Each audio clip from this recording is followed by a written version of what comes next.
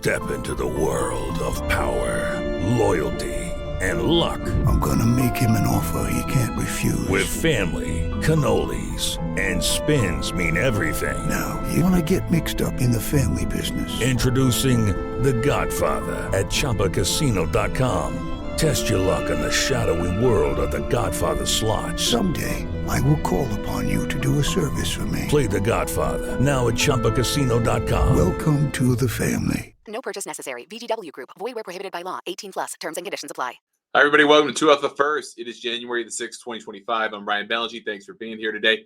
We've got plenty to talk about. We've got some late breaking news just before we came on today, and we'll start with that. And then we're going to get into everything that happened over the course of the weekend at the Century. We'll talk about Hideki Matsuyama's performance. We're going to talk about TGL's premiere coming up tomorrow.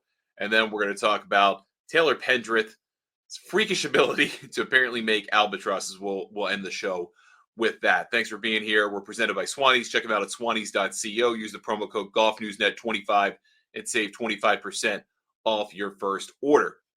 Let's start with Scottie Scheffler. Like I said, just before we came on today, was an announcement in his Instagram story. He is not going to be playing in the American Express. That was intended to be his first tournament back after the surgery that he had on his right hand to remove broken glass that got lodged in there after having some kind of Christmas meal prep incident. I mean, we don't have all the details about that, but basically some kind of glass shards got in his hand, and in removing them, didn't get them all the way out, so he had to have surgery to have them removed from his right hand. And when he talked about that, his agent talked about that in the statement, said, hey, there'd be a 3 to 4 week recovery time. And in that 3 to 4 week recovery time, then he should be 100%. Well, that left a little leeway there, even though he said, hey, my intended next start is the American Express. That 3 to 4 week period basically made it possible that if he wasn't on the 3 week side of that, he was looking at missing the American Express. And that turned out to be the case. So to his Instagram story we go. And he said in his Instagram story on, one of those blank back rattling statements that we get these days, knowing that we're going to talk about it anyway. Quote, after consulting with my medical team, I have made the decision to withdraw from next week's American Express tournament to give my injury more time to heal. I am still hopeful to begin my 2025 season at the AT&T Pebble Beach Pro-Am. Obviously, this is a bummer for the tournament. The American Express has benefited the last couple of years from having players like Scheffler and Jon Rahm when he was still on the PGA Tour. I mean, Patrick Cantlay come out and play. Going and playing the Century and then taking that Sony Open off and then coming back and starting the year on the mainland United States with the AmEx. That's been a boon for the tournament. I mean, it has been very good for it. Now they're not going to have Scottie Scheffler. That's a bummer for them, obviously. That turns a tournament that could have had the world number one into it, a tournament that's definitely not going to have the world number one in it. So that's bad news anytime in an unfortunate set of circumstances. But it sounds like they're going to maximize the window available, get to Pebble Beach, get him in there, and then see where he's at in a signature event. It is a pretty chill event, all things considered. If you're going to start at a signature tournament, you probably want to pick, other than the Century, you're going to pick Pebble Beach because it's relaxed. It's a Pro-Am component. There's no cut, obviously. You've got the cordial nature of the Pro-Am piece of it, so he can ease himself back into things. At the time when this happened, I think a couple of people commented that the realistic possibility was that you could have this surgery mean some significant, not only damage to his schedule, but potentially to his form, because it could be a lingering thing. Your hands are obviously extremely important in golf. He has the best hands in the world in terms of approach play. I mean, he's an incredible player. And obviously, he's not the best putter there's ever been. So how does that feel in your hands when you're changing, when you're trying to deal with that? Just a personal anecdote. I'm obviously not the world number one golfer and have never been anything close to that. But in my freshman year of college at the University of Maryland, we had a number of tragedies like right in a row. And one of those was a tornado that ultimately killed a few folks, unfortunately. And when the tornado happened, I saw it outside our dorm, 5th floor foyer. I'm like, hey, we got to go. I ran barefoot down the steps, and the tornado was basically right outside of our building. And the force of the tornado smashed a window, and I was running down. I didn't realize it at the time, but I wound up stepping in a piece of broken glass, and it stayed in my foot for weeks unnoticed. So there's a reason to have the surgery done. There is a potential outcome there, obviously, in a world where you use your hands, that could be bad, but obviously you don't want like tetanus and all that type of stuff, the other complications that can come from it. So a fortunate situation for the American Express, but also a realistic thing that happens sometimes. So all the best to Scottie Scheffler as he gets ready for full recovery and gets ready for his season at the Pebble Beach Pro-Am. Now, to our regularly scheduled original set of topics. I want to break down everything that happened at the Century over the course of the weekend. First, let's start with Hideki Matsuyama wins his 11th PGA Tour title, wins $3.6 million, 700 FedEx Cup points, and in the process sets a new PGA Tour record for 72-hole total against par in an event. Finished on 35 under par, which unto itself is incredible. I mean, I don't care what you think about it, and we'll get into this concept, but to reach 35 under in any tournament is remarkable. And I'm sure that they could do it if they played a 6,200-yard golf course that we would play as a muni week to week if they did that. And still, that's pretty incredible with PGA Tour pin placements, PGA Tour green speeds, PGA Tour setup. I don't care what the par is. That's a remarkable achievement. And I think it also tells you a little something about how the best golfers in the world handle a place that's a par 73. For one, this is the only par 73 on the PGA Tour. But also how people at this skill level handle golf courses that are resort courses. And that's the one thing that comes up consistently in the criticism of this course. It's so wide open. It's so easy. It's right in the title. It's a resort. It's a resort course. It's meant to be easy. It's meant to be accessible for every one of us. If you've got the $500-ish to go play it these days, to have a good time, whether it's calm as it was for a lot of the week, or whether it's quite windy and you get a Kona wind or whatever, and it's 40 miles per hour in your face half the time and 40 miles downwind the other half of the time. That's what this is built for. And the win that they got on Thursday was pretty substantial. It made scoring a little bit trickier. You didn't really get that the rest of the week. In fact, it died down pretty much the rest of the way on a consistent basis. So you were going to get good scoring. I think the over-under for the week, if I saw it right from the folks at the Westgate out in Vegas, I think it was like 29 under par, 30 under par. So, I mean, they knew. They had an idea that scoring could be like this. The only hiccup was going to be Thursday. Obviously, that didn't happen. Hideki played great. I thought that was incredible to get to that number. Again, we've seen 34 under. That was Cam Smith in 22. John Rahm was just shy of that.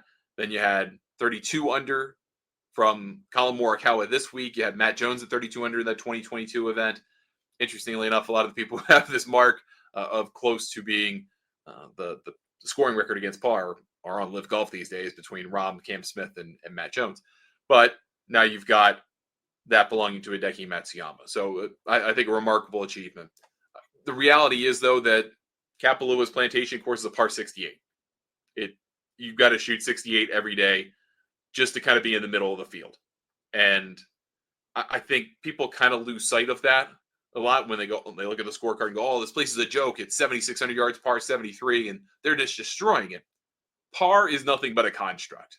I've said this many times over the years, but I think it's really important to underscore to people who kind of look at the outcome, the minus whatever number, go, oh my God, that's not necessary. This is a par 68 golf course for players on the PGA Tour. Just like Bryson DeChambeau used to say and got raked over the coals for saying Augusta National to him is a par 67 golf course. This really is a par 68 golf course for players on the PGA Tour. They expect on the average to shoot 68, maybe a little higher than that with 68.6 on Sunday. But that's what you're looking at to have really any kind of chance. So if you know what the expected scoring average is, and that's usually what it is here, it's somewhere in the 68, 69 range, then you know what par really is, what real par is. And that's what strokes gained is based off of. That's what adjusted scoring average is based off of. So that's a more realistic measure instead of these kind of eye-popping numbers. Still, nevertheless, had a great week, played tremendous golf. He looked in charge on Sunday, a couple different turning points. Hole out eagle, 16 was great.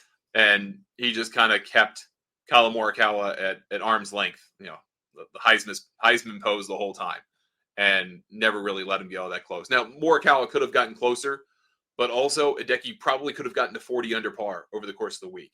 He had something like 5 putts for birdie or better inside of 10 feet that he missed. So if he winds up making all of them, he's at 40 under par. And I can foresee a day where that happens, but I also can foresee a situation where the PGA Tour says, look, hey, that fifth hole that's really a par 4 for everybody, we're going to turn that into one of the longest par 4s in the PGA Tour, one of the most difficult par 4s in the PGA Tour. Make it a par 72. Whatever helps your brain to think about it, it's still a tremendous performance.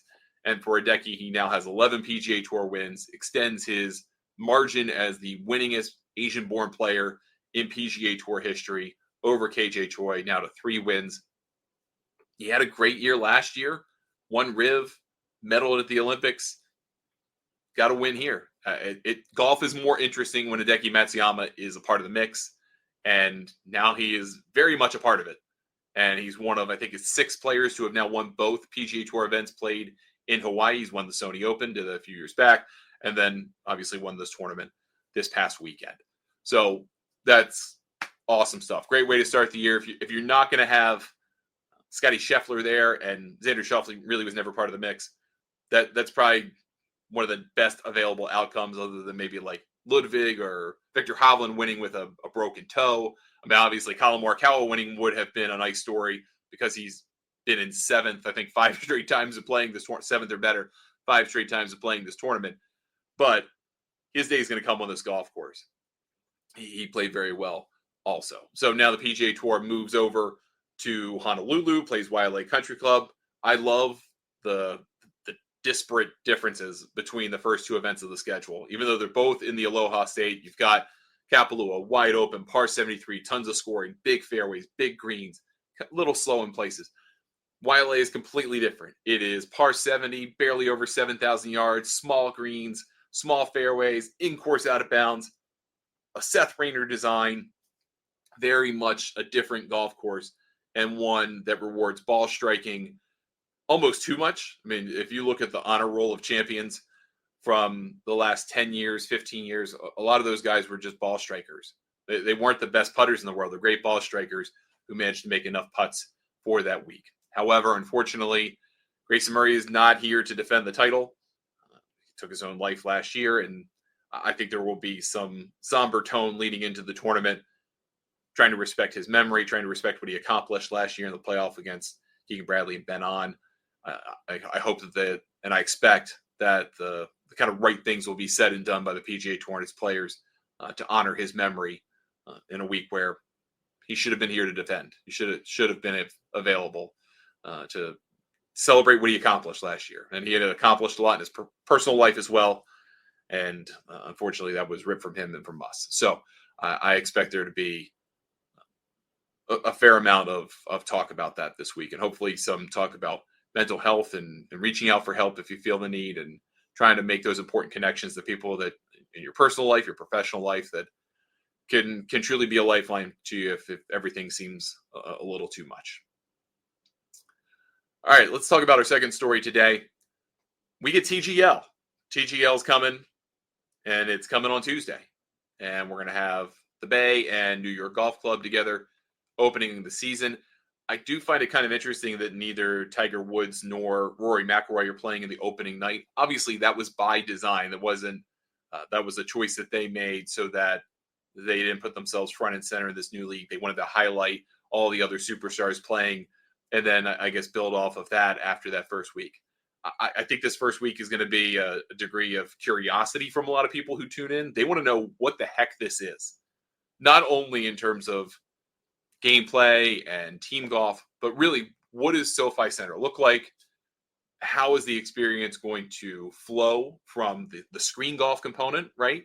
From all the shots outside 50 yards until you get to the chipping, the putting, sand play, and then your putting component of it. I think people are going to be really impressed by the short game component of it, the in-person, so to speak.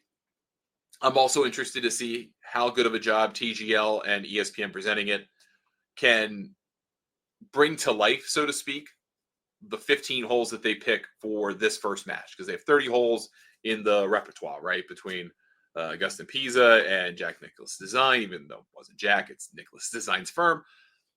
They made 30 holes, right? And some of them are wacky and outlandish because there's nothing to stop you in the virtual world from doing whatever you want. And some look a little bit more traditional. and we'll see how those play off of one another. We'll see what kind of strategies develop. I am kind of curious how they will select holes moving forward, because let's say one of the 15 they pick turns out to be a fan favorite, and it's really interesting. Will they play that hole every time? Will there be recurring holes? How often will we get repeats? What's that all going to look like?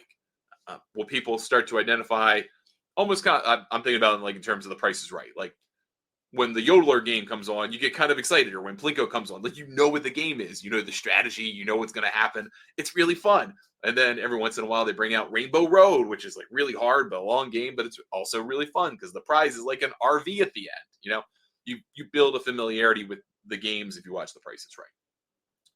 Will we build familiarity with the holes on TGL, or will they not want that to happen? Very interested to see that component of it.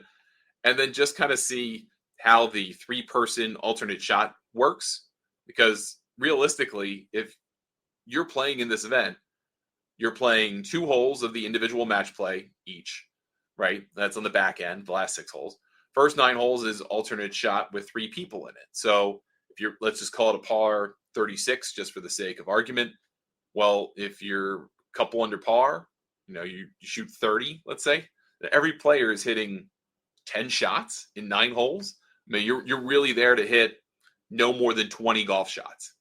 And most of those shots are going to be into the simulator, you assume. So I want to see how that mixture looks. I'm very excited for Claire Rogers and Roger Steele and the folks that are a little bit younger who maybe don't have as much television experience who get to be a part of this. I hope they do a great job. I assume that they will. I think it's going to do pretty well. But then just like any other sports league, you're going to have to live through week 2. And if you've ever watched the XFL or any kind of, I mean, think about any new league that's trying to kind of make it. Week 1 is the curiosity week. What is it? How does it go? And then if you lose less than half people that watch the first weekend of the next week, you did a great job. So what does that number look like? Are we going to have, 2 million people watch TGL week 1 and 1.2 million watch week 2? Are you going to have Tiger and Rory be part of subsequent weeks after that to try to hold on to that audience a little bit longer? That's a little bit of a strategy, probably. I don't know. I'm very interested in this. And then I kind of want to see what the crowd's like. I want to see if they get rowdy. Is there much talk? Is there music? Like what does that vibe feel like? Because if you've ever played simulator golf or been to like a simulator club, you can get 2 very different experiences. You can get one where it's like there's music thumping and it's kind of like a club, but you're really just playing golf and you're hanging with your buddies, and a little bit more like Top Golf, I suppose, and they're bringing food and beers, and it's just kind of the golf is part of it, but it's not. Or is it going to be real serious? There's quiet, and you got to be silent when they're putting in person and all of this stuff. I don't think it's going to be that. I think this is intended to be fun. I think this is intended to be broadcast to be fun. Not too serious, but serious enough. We don't know what the prize money is. I mean, they haven't talked about that. We don't really inject that into this. This is meant to kind of be a better staffed version of World Team Tennis, which I like watching. World Team Tennis is fun to watch, different spin on playing tennis competitions with team-based matches and stuff. And they have point systems, and it's interesting, but the best players don't typically play. You're getting pretty much the best players you can get competing in what this is with TGL. And you get it over the space of just a couple of months, 3 months basically, and then you're into major season and all that's done and done. So very interested to see that. And I think you probably are too. So we'll talk about that on Wednesday, kind of reactions to everything, and just kind of see how it went. And fingers are crossed. I'm rooting for this. I'm rooting for this concept. I like it. I like what we air on GNN TV with Golf Zone Tour. I think there's going to be more opportunities to show golf competitions that aren't just 18-hole stroke play golf. They can be in simulators. They could be putting leagues. They could be all kinds of different stuff. So hopefully this kind of pushes golf in a bigger direction, wider direction than we've broadcasted in the past. All right, let's end everything up today with what I found to be a freakish statistic. So Taylor Pendrith made the first albatross, and it's albatross, it's not double eagle, in the history of the century on Sunday. I think it was 203 yards, he said, hit a 6-iron, landed short, spun nice, went in the cup. right? They got somewhat grainy footage of it from the PGA Tour live cameras. So they had footage of it. You could see it. Awesome. Hey, right. That's great. And it was good for Pendrith. Had a really nice week, debut week in the Century. Capped it off with an albatross. That's great. What I found absolutely insane was after the fact, because he talked about it because he made it 2 on a par 5. You usually get a little news conference for that. And he was doing the flash area. And he said, oh, yeah, this was my eighth albatross. 8. He has 8 of them. First in competition, he said. Now, I understand Taylor Pendrith hits the ball a long way, right? Like, so maybe when he was a little bit younger and before he ever got to the PGA Tour, just playing for fun. You could bang it 330. You play a par 5 that's 480 for some reason. Cut the corner, wedge in, make it 2. I mean, that's probably how a lot of it happened. But that he has more than like 2 is incredible. It is mind-blowing to me because he has 5 more albatrosses now than he does holes in one. He's got 8 albatrosses, 3 holes in one. That's crazy too. I've never heard of anybody who has more albatrosses than holes in one. I have neither, so I have nothing to talk about, no experience here. But that he has 8 albatrosses compared to 3 holes in one, I think is pretty telling. And that's probably because he has a wedge in hand, a lot when playing kind of recreational, playing for fun on a par 5. Still, I thought that was a freakish thing to hear. Pretty wild. I would love to have either. I would take an albatross. I'd take a hole in one. There's such a thing as a condor, which is a hole in one on a par 5, or I guess a 1 on a par 2 on a par 6. So those things are out there to go chase. But you really cannot appreciate how good these guys are until they start kind of telling you some of the statistics of how they would play golf normally. If we just went out and played for fun, with no money on the line on a normal golf course and nobody watching, how much better they are than us. It's incredible. All right, that's going to do it for us today on the show. Thank you so much for spending some time with me. Appreciate it. Back tomorrow with another show, going live throughout the course of the week. You can watch us on GNN TV. You can find us at golfnewsnet.com. You can find us on Free Live Sports, Freecast, and you're going to be able to find us on Zeem, Local Now, the GNN apps for Roku and Amazon Fire, and Apple TV. I know I'm forgetting some others, multi-TV as well. So we've got more coming for you. More distribution of GNN TV in 2025 very shortly. And then also next week, well, really the end of this week, we're going to be in the Bahamas. We're going to film the first couple of episodes of The Road to French Lick Season 2, chronicling the Korn Ferry Tour season 2025. We're going to play in the Pro-Am for the Bahamas Classic at Atlantis. So we're going to be there Friday, Saturday, and into Sunday morning. So we should have some cool content for you. Maybe even go live from there. But we'll have some stuff related to that after this weekend. Thanks again for watching. Appreciate it once again. If you catch us as a show on the live stream on social media, appreciate the follow, whatever platform you're watching us on. If you're listening as an audio podcast, thanks as always for your support. And if you're catching us on GNN TV, we'll see you tomorrow. Thanks so much for watching. Ryan Seacrest here. When you have a busy schedule, it's important to maximize your downtime. One of the best ways to do that is by going to ChumbaCasino.com. Chumba Casino has all your favorite social casino games like spin slots, bingo, and solitaire that you can play for free for a chance to redeem some serious prizes. So hop on to ChumbaCasino.com now and live the Chumba life. Sponsored by Chumba Casino. No purchase necessary. VGW Group. Void where prohibited by law. 18 plus terms and conditions apply.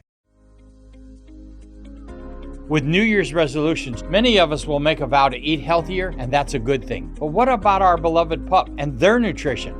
Greetings, I'm naturopathic Dr. Dennis Black, and at Rough Greens, we're on a mission to provide better nutrition for dogs because, truthfully, all dog food is dead food, which is why we created Rough Greens in the first place. We bring their dead food back to life with live vitamins, minerals, probiotics, enzymes, omega oils, antioxidants, and so much more. All with our tasty formula that dogs love.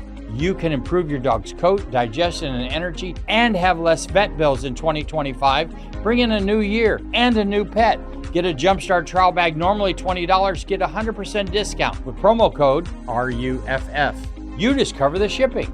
Bring your dog's food back to life. Get your free Jumpstart trial bag. Go to roughgreens.com. Use promo code RUFF. So good, your dog will ask for it by name. Rough Greens.